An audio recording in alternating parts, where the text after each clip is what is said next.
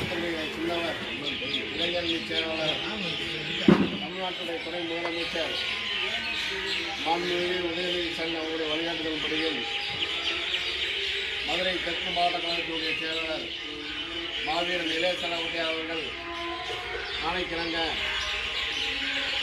இந்த எண் வாக்குச்சாவடி வெற்றி வாக்குச்சாவடி என்ற முன்னெடுப்பை பேரவைத் தேர்தல் களத்தில் அமைந்துள்ள 10 பூத்துகளிலும் தினந்தோறும் இந்த கூட்டத்தை நடத்தி வைக்கிறோம். இந்த கூட்டம் எதற்கு என்றால் ஒன்றிய நகர செயலாளர் பகுதியாளர்களுக்கு சென்னையிலே கூட்டம் நடைபெற்றது. அந்த கூட்டத்திலே கழகத்துடைய தலைவர் அவர்கள் விரிவாக எடுத்து வைத்தார்கள். இந்த கூட்டத்துடைய நோக்கம் என்னவென்றால் ஒரு பூத்துக்கு நம்ம 70 ஓட்டு கூட வாங்கணும். திமுக ஒரு பூத்துக்கு நம்ம 70 ஓட்டு கூட வாங்கணும். ஒரு சில பூத்துலாம் கம்மியாக வாங்கியிருக்கோம், ஒரு சில பூத்து கூட வாங்கியிருக்கோம். ஆனால் இந்த குறையாக வாங்கின பூத்தில் நம்ம 70 ஓட்டு கண்டிப்பான முறையில் வாங்கணும். இன்றைக்கி நம்மளுடைய நலத்திட்டம் கூட அவங்களுக்கு தெரியும்.